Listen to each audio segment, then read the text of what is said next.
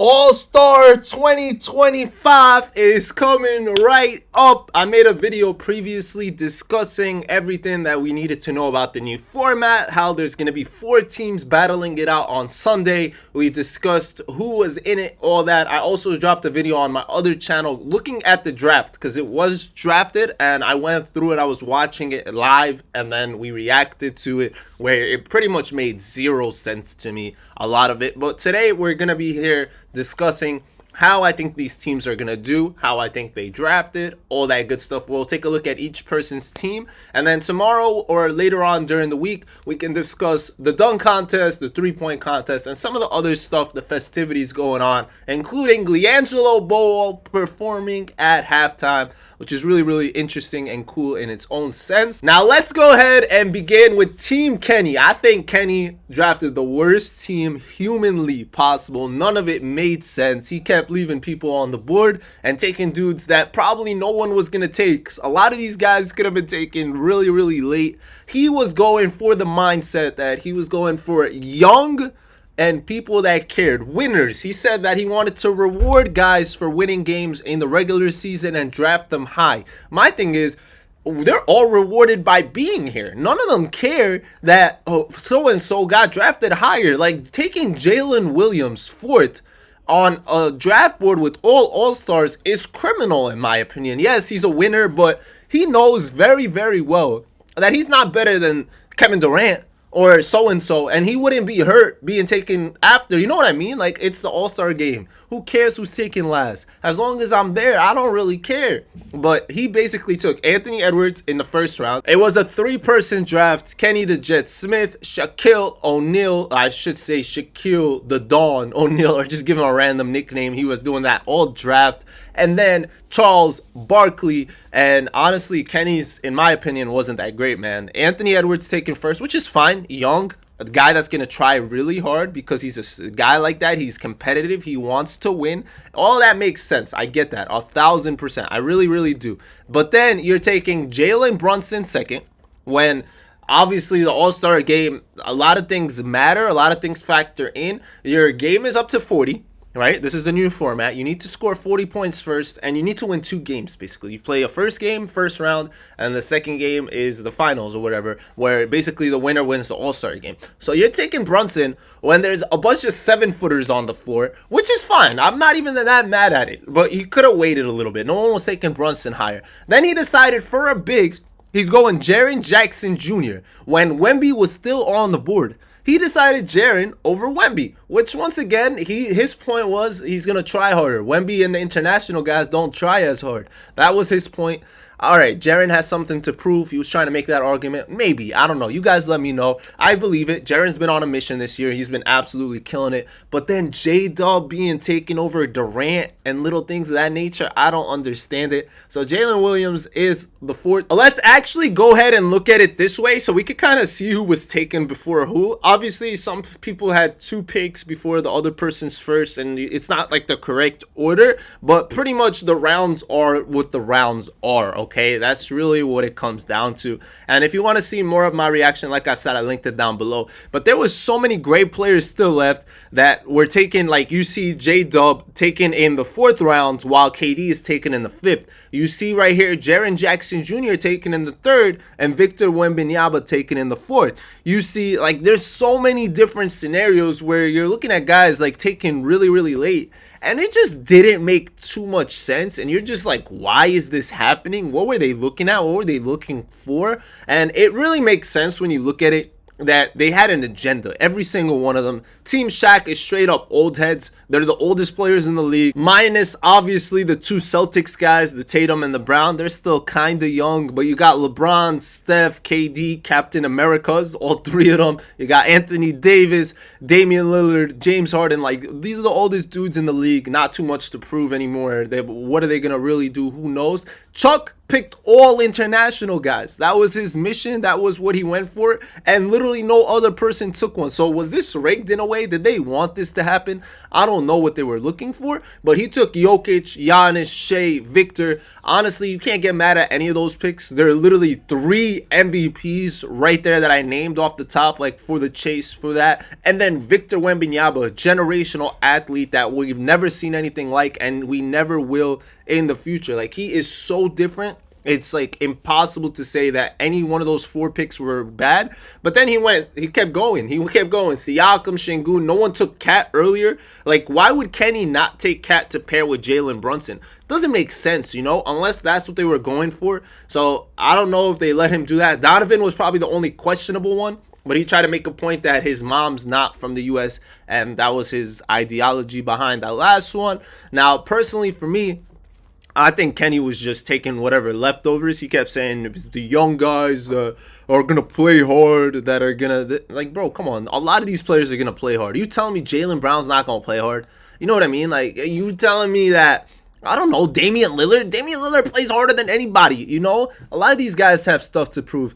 So I think it felt like a lot of agendas. So going back to this graphic, I was actually surprised that Kenny took Darius Garland and Evan Mobley as the 2 Cavs before Donovan Mitchell. Like, Donovan was taken way later. And then he was like, oh, let's keep the teammates together. So why not take Donovan as well instead of, like, Hero or Cunningham? Like, that made no sense to me. Like I said, a lot of this really made no sense to me. I think this team was drafted terribly. He has way too many guards. He literally has five guards, bro. Edwards, Brunson, Garland, Cunningham, and Tyler Hero. Like, who's playing when, where, and why? I'm pretty sure these guys got to coach them. So good luck coaching this, Kenny. I know you're a small guy, but you're running Jaren Jackson Jr. and Evan Mobley together the whole time. J-Dub playing the 4 is going to be tough, especially against Team Chuck, which is the team we're going to look at now. Team International, Team Size, Team Length, Team, we're all 7-footers pretty much, and we got crazy reach besides Donovan Mitchell. And Shea's not 7 feet, but he definitely got reach. So we got Jokic, MVP, multiple time. Giannis, All-Star MVP, Finals MVP, regular season, you name it. You got Shai Gilgeous, who's in MVP talks pretty much often now, best record in the league. We got Victor Wembanyama, future everything, defensive player, MVP, everything you can possibly name. Face of the league if stays healthy. This man is going to be a problem for years to come. Hopefully, we're praying for him, you feel me? Siakam, big Siakam. Honestly, man, crazy that he was drafted that high, in my opinion. Like, I felt like it was weird. It was interesting to say the least as well. His style don't fit an all-star game format, but I guess he's just going to run to the rim and do what he has to do, man. He's going to try harder. That's what guys want, right? So I think it all had to do with the agenda. You guys tell me if you agree with me. I think it was an agenda of getting all these guys together, like the international dudes, and seeing how it goes. He got Şengün, Mr. Turkey, Karl Anthony Towns, Dominican Republic, and then Donovan Mitchell. And honestly, Team Chuck, in my opinion, is, I'm sure a lot of you guys can agree, is one of the best skill-wise for sure. They got MVPs for days. That benches or whatever is not crazy, but he does have crazy length. He has guys with really high basketball IQs, right? And I said IQs? IQ. And it should be really interesting. But this is my team. This is the team that I got. This is my favorite to win it all. I think the old heads have something to prove. I think they're going to want it.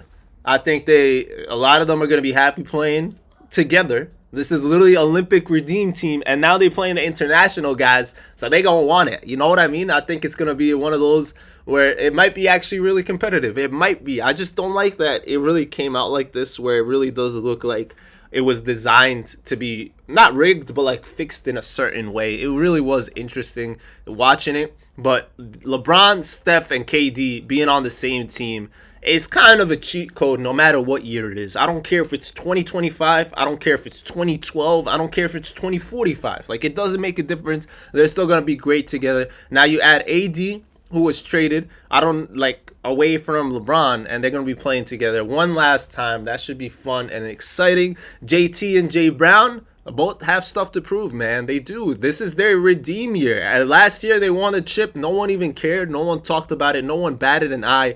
Jaylen Brown got snubbed from the Olympics. JT didn't play during the Olympics. So there's so much that we're going to have to wonder how it unfolds. Damian Lillard, we know he tries. He literally was the MVP last year of the All-Star game. He plays hard. And now you have him and Steph. Game to 40. These dudes are shooting threes, fours, fives. They're shooting from half court. This game's not going to be fun for a lot of people. And then you got Harden, whose game is kind of built for an All-Star game. And he has all these great pieces around him like Durant, AD, LeBron. It should be super fun in my opinion. I cannot wait. All-Star Weekend is going to be an absolute blast. There's going to be so many festivities. All these guys need breaks. That's what I love about it, that these guys get a couple days off to chill, family, friends, and they're going to put on a show. It's going to be one of the best All-Star games in my opinion. I think the new format should help us in that sense. I think it'll be a lot more competitive. I'm really curious if it turns out the way we do think or not. But you guys let me know what you think of these teams. Who do you think is going to win it all? Who drafted the best team? Who's your favorite? Who's your favorite? I think Team Kenny gets smacked by anyone, bruh.